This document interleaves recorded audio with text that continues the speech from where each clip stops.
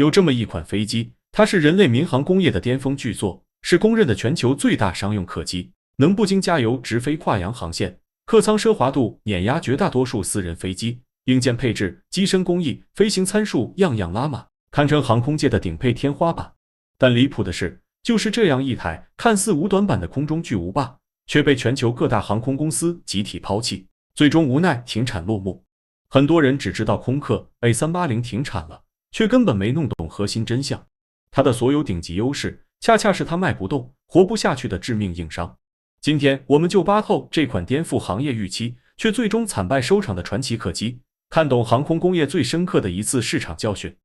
眼前这架身姿雄健、体量震撼的飞机，就是空中客车 A380， 全球量产最大的亚音速商用巨型客机。它拥有15200公里的顶级续航能力，足以实现迪拜直飞纽约的跨洋不间断飞行，不中途降落加油，长途飞行性能在民航机型中稳居第一。单看纸面参数 ，A380 完全是碾压级存在，可现实市场却给了空客最残酷的回应。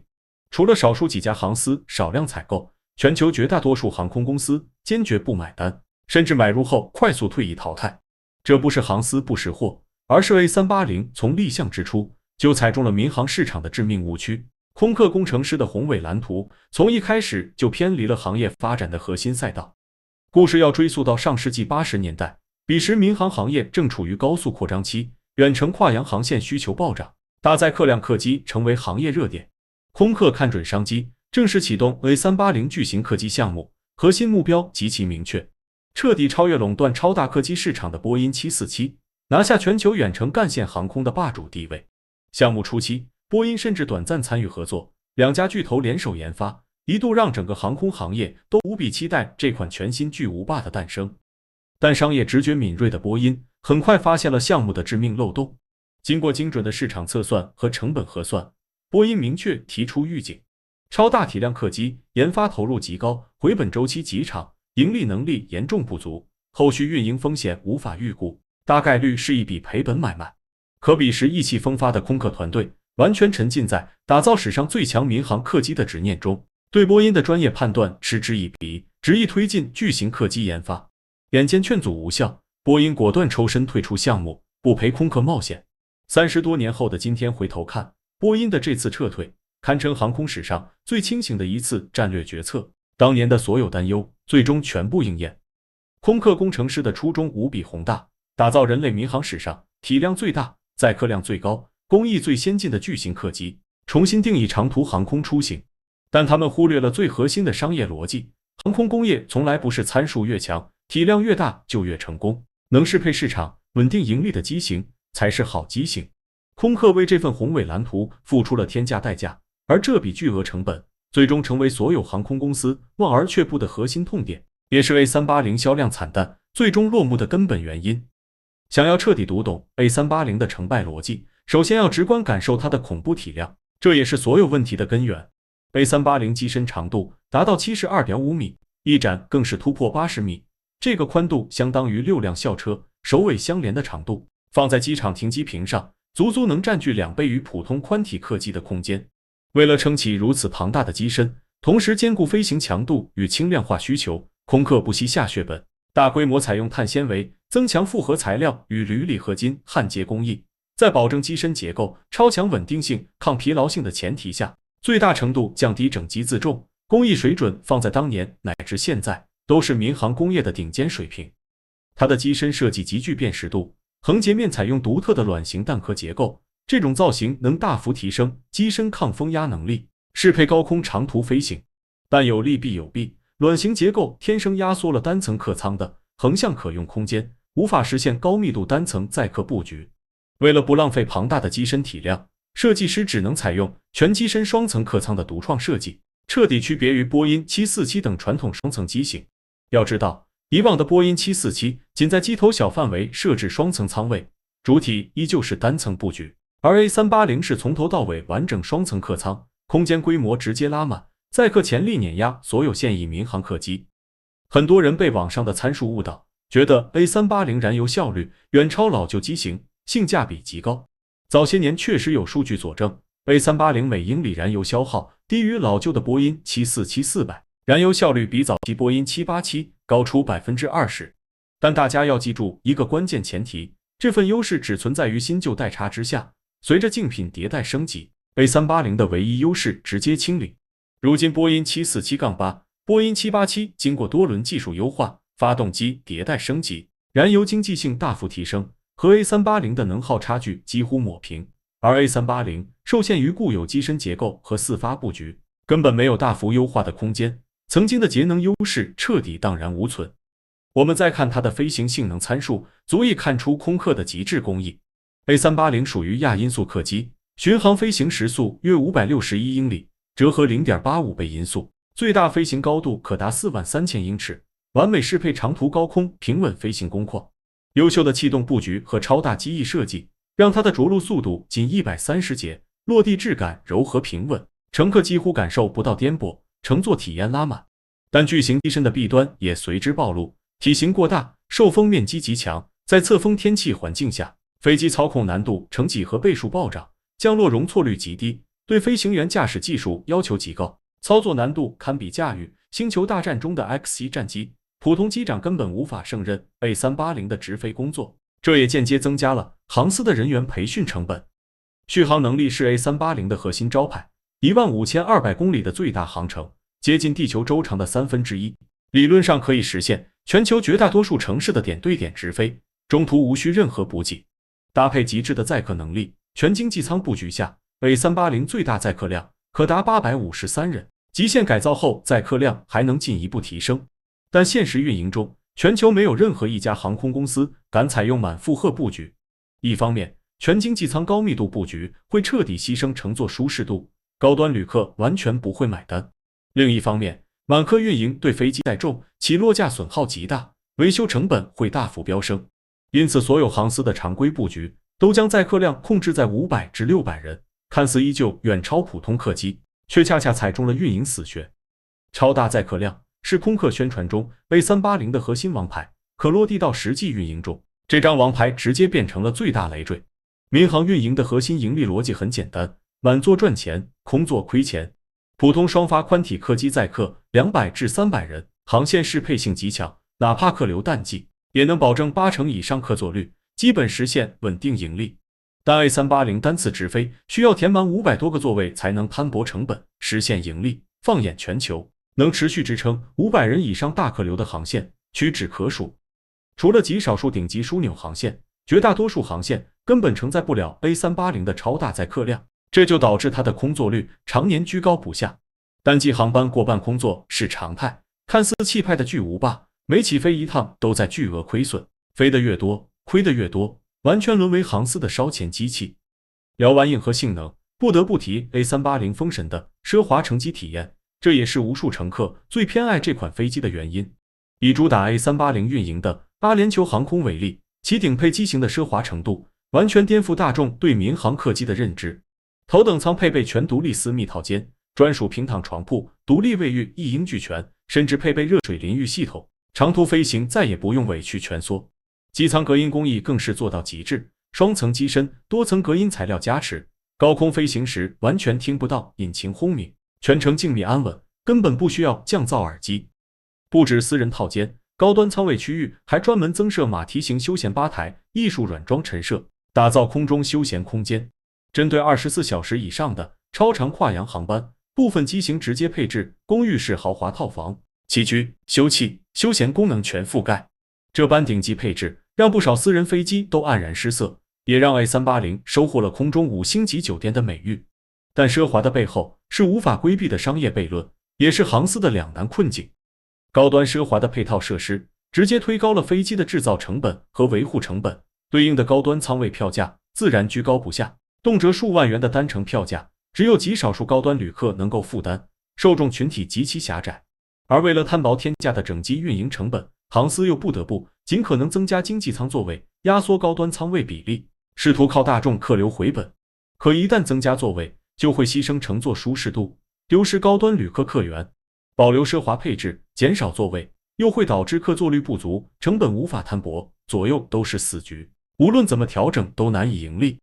很多人以为 A380 被淘汰是因为不环保、碳排放超标，其实客观来说，在同代巨型客机中 ，A380 的环保表现并不算差。空客曾专门为 A380 式配合成燃料飞行方案，尝试降低化石能源消耗，减少污染物排放。超大尺寸机翼优化了气动效率，起降更平稳，搭配先进降噪引擎，整机噪音控制远超老旧机型。人均油耗、二氧化碳和氮氧化物排放量对比同级别巨型客机也有明显优势。不少私人飞机的环保降噪设计都借鉴了 A380 的技术理念，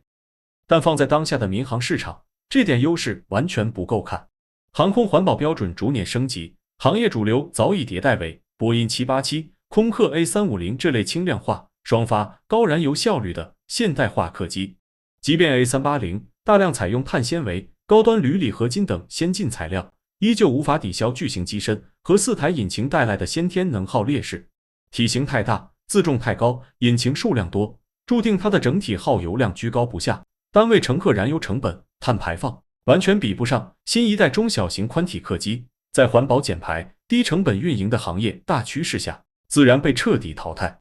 我们用实打实的硬核数据，彻底撕开 A380 的盈利骗局，看懂它和主流机型的致命差距。燃油效率方面， A380 每加仑燃油可支撑的客运里程仅78英里，而波音787能达到100英里，燃油利用率直接相差 22% 以上，日积月累就是巨额的成本差距。运营成本差距更是堪称悬殊，波音787每小时综合运营成本仅9500至11000美元，而 A380 的每小时运营成本高达24000至3万美元，是前者的2倍多。简单换算就能明白，航司飞1小时 A380 就要比飞波音787多花1万多美元成本。如今民航行业早已进入精细化盈利时代，各大航司都在严控成本，提升利润。既然波音787、空客 A350 这类机型油耗更低，成本更低，航线适配性更强，能够覆盖绝大多数长短途航线，谁还会执意选择 A380 这种烧钱大户？当年波音质疑的盈利能力不足、难以回本的问题，最终一语成谶，完美应验。除了先天设计缺陷和成本短板，空客自身的战略决策失误，直接加速了 A380 的没落，彻底断送了它的翻盘机会。纵观波音747的长青之路，除了客运版本，还衍生出货运版、特种运输版等多个改型。尤其是波音747-400梦想运输机，凭借超强的货运能力，深耕航空货运市场。即便客运机型逐步淘汰，货运版本依旧活跃在全球航空市场，生命力极强。反观 A380，空客在2013年直接否决了货运版的研发计划，死死绑定客运单一赛道，完全放弃了机型多元化发展的可能。要知道 ，A380 超大的机身空间、超强的载重能力，天生具备顶级货运潜力。如果当年顺势推出货运版本，完全可以抢占全球超大件航空货运市场，弥补客运市场的亏损，保住核心市场份额。但空客的短视决策，让 A380 彻底沦为功能单一的客运机型，市场容错率极低。一旦客运市场遇冷，没有任何退路可言，等到后期想要补救，早已彻底错失市场窗口期，回天乏术。机场基础设施适配性不足，是压垮 A380 的另一座大山，也是很多人忽略的关键痛点。A380 的80米超宽翼展，超大机身尺寸，完全超出了全球绝大多数机场的设计标准。普通机场的跑道宽度、滑行道承载力、登机口尺寸、停机位面积都无法满足 A380 的正常起降、滑行和停靠需求。想要适配 A380 运营，机场必须斥巨资加宽登机口、加长跑道、加固滑行道和停机坪，升级配套的地勤设备、廊桥设施。洛杉矶国际机场、迪拜国际机场等顶级枢纽都曾花费数亿美元专项改造设施，只为容纳这架巨无霸。但全球范围内能承担如此改造成本、适配 A380 起降的机场寥寥无几。绝大多数2线、3线枢纽机场根本不会为了一款小众机型耗费巨资改造设施，这就导致 A380 的可运营航线极度受限，只能局限在极少数顶级国际干线，市场覆盖面被彻底锁死，无法规模化推广。生产端地先天缺陷，让 A380 从诞生之初就隐患缠身，成本失控。A380 采用多国分工、分散式生产线的生产模式，零部件生产遍布欧洲多个国家，最后统一集中组装。这种模式看似整合了各国技术优势，却极大增加了运输成本、协调成本和生产难度，直接导致项目工期频繁延误，预算持续超支。数据不会说谎 ，A380 整个项目的总研发成本飙升至200亿至250亿美元，远超最初107亿美元的预算预估。空客官方早已坦然承认，这款机型从诞生之初就注定无法实现整体收支平衡，永远赚不回研发投入。在15年的生产周期中，前半段生产的机型故障频发，品控堪忧，引擎突发故障，机身结构稳定性不足，舱门渗漏，机翼开裂等各类质量隐患接连曝光，不仅增加了航司的后期维修养护成本，也让普通旅客心生顾虑，口碑持续下滑。高昂的研发生产成本，天价的日常运营维护成本，狭窄的航线适配场景，居高不下的空座率，单一的机型功能，逐年下滑的市场口碑，多重劣势叠加，让 A380 彻底沦为各大航司的沉重负担。从2010年之后，全球 A380 订单量断崖式下跌，2015年后基本无新增有效订单，取而代之的是大量航司取消原有订单，提前退役现役机队。汉莎航空、马来西亚航空、法国航空等一众主流航司率先全面退役 A380 机型，彻底砍掉这条亏损航线。即便是全球最大的 A380 运营商阿联酋航空，也看清了市场现实，逐步缩减订单，分批退役老旧机型，不再将其作为主力机型。曾经万众追捧的空中巨擘，彻底沦为航司的烫手山芋，无人愿意接受。而2020年突如其来的新冠疫情，成为压死 A380 的最后一根稻草，直接为它的传奇命运画上了句号。疫情重创全球民航业，跨国出行需求断崖式暴跌，各大国际航线客座率大幅腰斩，原本就难以满座盈利的 A380 彻底失去了生存空间。在全行业收缩、严控亏损、降本增效的大背景下，没有任何一家航司愿意继续保留这款高成本、低适配、低收益的巨型客机。空客也彻底认清市场现实，放弃所有挣扎，正式官宣停止 A380 生产。2021年，最后一架 A380 完成交付，这款驰骋天际10余年的空中巨无霸正式落幕退场。客观公正地说，空客 A380 绝对是人类民航工业史上的工程杰作，它突破了民航客机的体量极限、载客极限、续航极限，极致的工业设计、顶尖的材料工艺、奢华的乘坐体验，至今依旧是很多机型无法超越的标杆。它让人类见证了民航科技的极致可能，也刷新了远程航空出行的体验上限。但航空工业终究是商业属性优先的行业，在顶尖的技术，在惊艳的设计，脱离了市场需求，违背了商业规律，最终只会走向失败。空客当年执着于做大做强，盲目追求体量和参数的极致，却忽略了民航市场的核心趋势。未来航空的竞争从来不是更大、更重、更能装，而是更轻、更省、更灵活。